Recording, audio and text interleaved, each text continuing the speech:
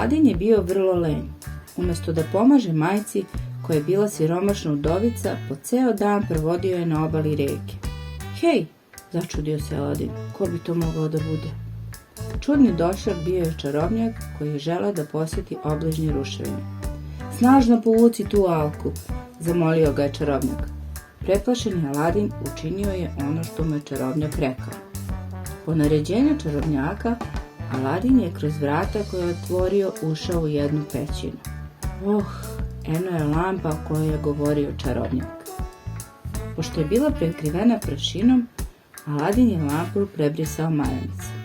Odjednom iz lampe je izašao duh i upitao preplašenog dečaka. Šta želiš, dečače?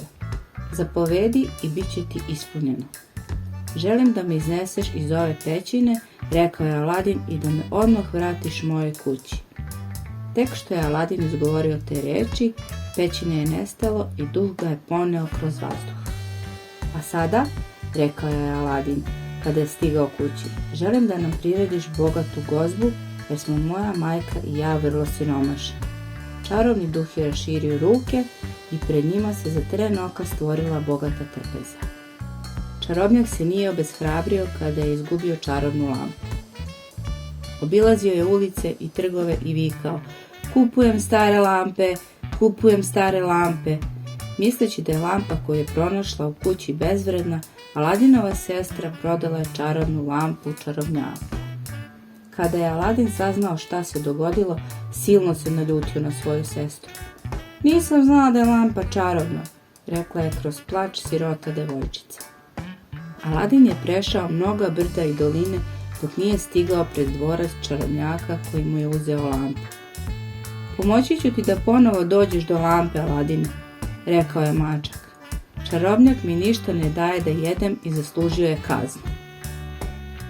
Mačak je vešto ukrao lampu, ali je čarobnjak to brzo primetio i dao se u poteru, vičući: nećeš pobeći, vrati mi lampu, bezobrazniče.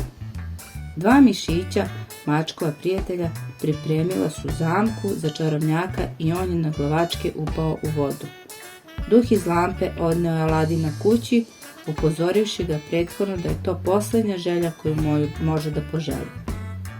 Aladin više nije bio lenj. Postao je vredni prodavac kojeg su svi poštovali. Shvatio sam, rekao je Aladin, da je rad kada se prihvata uporno i s voljom mnogo vredniji od čarobne lampe.